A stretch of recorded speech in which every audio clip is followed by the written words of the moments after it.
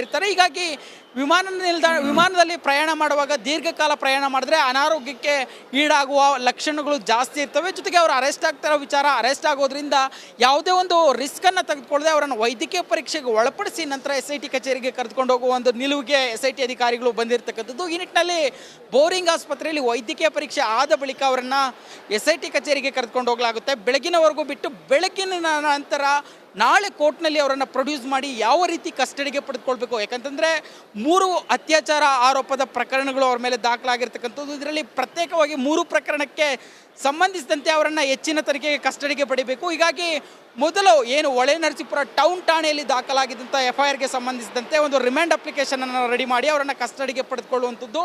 ಅಲ್ಲದೆ ಯಾವ ರೀತಿಯಾಗಿ ಅವರು ಜಾಮೀನು ಅರ್ಜಿಯನ್ನು ಸಲ್ಲಿಕೆ ಮಾಡಿದ್ರೆ ಅದಕ್ಕೆ ಆಕ್ಷೇಪಣೆಯನ್ನು ಯಾವ ರೀತಿ ಸಲ್ಲಿಕೆ ಮಾಡಬೇಕು ಅನ್ನೋದ್ರ ಬಗ್ಗೆ ಈಗಾಗಲೇ SPP ಅವ್ರ ಜೊತೆ SIT ಅಧಿಕಾರಿಗಳ ತಂಡ ಒಂದು ಮೀಟಿಂಗನ್ನು ನಡೆಸಿ ಅದರ ಬಗ್ಗೆ ಸಹ ಸಿದ್ಧತೆಯನ್ನು ಮಾಡ್ಕೊಂಡಿರ್ತಕ್ಕಂಥದ್ದು. ಹೀಗಾಗಿ ನಾಳೆ ಅವರು ಬಹುತೇಕ ನ್ಯಾಯಾಲಯಕ್ಕೆ ಹಾಜರುಪಡಿಸಿ ಪುನಃ SIT ಕಸ್ಟಡಿಗೆ ಬರುವಂಥದ್ದು ಸಾಧ್ಯತೆ ಬಹಳ ದಟ್ಟವಾಗಿರ್ತಕ್ಕಂಥದ್ದು. ನಾಗೇಂದ್ರ.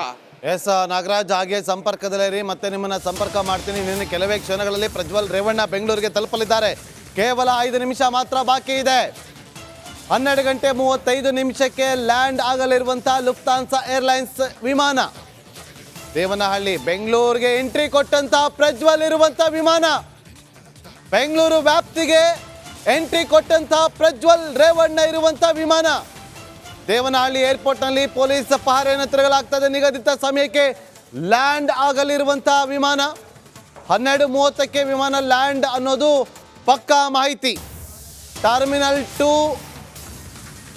ಟರ್ಮಿನಲ್ 2ಗೆ ಆಗಮನವಾಗುವಂಥ ವಿಮಾನ. ಸುಮಾರು 25ಕ್ಕೂ ಹೆಚ್ಚು ಪೊಲೀಸರನ್ನು ನಿಯೋಜನೆ ಕೂಡ ಮಾಡಲಾಗಿದೆ. ಈಗ ದೃಶ್ಯಾವಳಿಯಲ್ಲಿ ಗಮನಿಸ್ತಾ ಇದ್ದೀವಿ, ದೇವನಹಳ್ಳಿ ಏರ್ಪೋರ್ಟ್ನಲ್ಲಿ ಪೊಲೀಸ್ ಪಹರೆ ಹೆಚ್ಚಾಗಿದೆ. ನಿಗದಿತ ಸಮಯಕ್ಕೆ ವಿಮಾನ ಲ್ಯಾಂಡ್ ಆಗಲಿದೆ. ಇನ್ನು 39 ಕಿಲೋಮೀಟರ್ ಮಾತ್ರ ಬಾಕಿ ಇದೆ ಲ್ಯಾಂಡ್ ಆಗೋದಕ್ಕೆ. ಈ ಕ್ಷಣದ ಅಪ್ಡೇಟ್ ನಿಮಗೆ ಕೊಡ್ತಾ ಇದ್ದೀವಿ. ಈ ಕ್ಷಣದ ಅಪ್ಡೇಟ್, ಬೆಂಗಳೂರು ವ್ಯಾಪ್ತಿಗೆ ಈಗ ತಲುಪಿರುವಂಥ ವಿಮಾನ, ಬೆಂಗಳೂರು ವ್ಯಾಪ್ತಿಗೆ ತಲುಪಿರುವಂಥ ವಿಮಾನ ಈಗ ಹೆಸರುಘಟ್ಟ ಬಳಿ ಇರುವಂಥ ವಿಮಾನ, ಹೆಸರುಘಟ್ಟ ಬಳಿ ಇರುವಂಥ ವಿಮಾನ. ಹೆಸರುಘಟ್ಟ ಆಗಾದ್ಮೇಲೆ ನೆಕ್ಸ್ಟ್ ರಾಜನ್ ಕುಂಟೆ ಆದ್ಮೇಲೆ ವಿಮಾನ ನಿಲ್ದಾಣ. ದೃಶ್ಯಗಳಲ್ಲಿ ಗಮನಿಸ್ತಾ ಇಲ್ಲಿ ನೋಡ್ಬೋದು ನಾವಿಲ್ಲಿ ಹೆಸರುಘಟ್ಟ ಬಳಿ ಇರುವಂಥ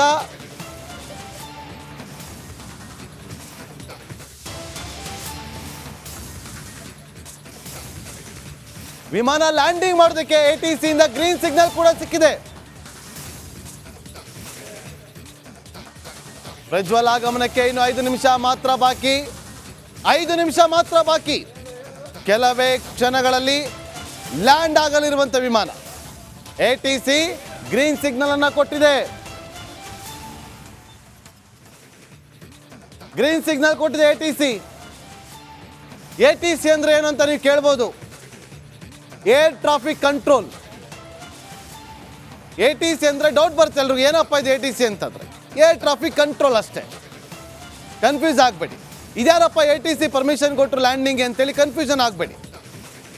ದೃಶ್ಯಾವಳಿಯಲ್ಲಿ ಗಮನಿಸ್ತಾ ಇದ್ದೀವಿ, ಪ್ರಜ್ವಲ್ ರೇವಣ್ಣನ ಕಸ್ಟಡಿಗೆ ಪಡೆಯೋದಕ್ಕೆ ಕೆಲವೇ ನಿಮಿಷಗಳು ಮಾತ್ರ ಬಾಕಿ. ATC ಇಂದ ಗ್ರೀನ್ ಸಿಗ್ನಲ್ ಕೂಡ ಸಿಕ್ಕಿದೆ.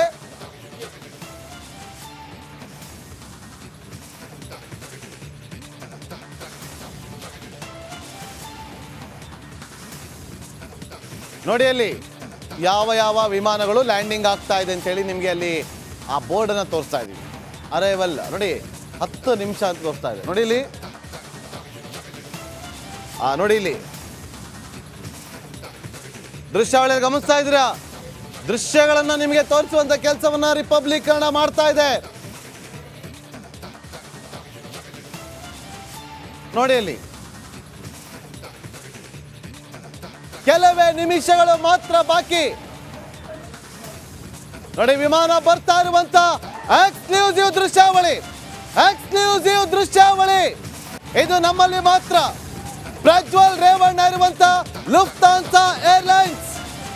ಲುಫ್ತಾನ್ಸಾ ಏರ್ಲೈನ್ಸ್ ವಿಮಾನ ATC ಇಂದ ಲ್ಯಾಂಡಿಂಗ್ ಆಗೋದಕ್ಕೆ ಅನುಮತಿ ಸಿಗ್ತಾ ಇದ್ದಂತೆ ಲ್ಯಾಂಡ್ ಆಗೋದಕ್ಕೆ ಮುಂದಾಗಿರುವಂಥ ಲುಫ್ತಾನ್ಸಾ ಏರ್ಲೈನ್ಸ್ ವಿಮಾನ. ಆ ವಿಮಾನದ ದೃಶ್ಯಾವಳಿಯನ್ನು ನಿಮಗೆ ತೋರಿಸುವಂಥ ಕೆಲಸವನ್ನು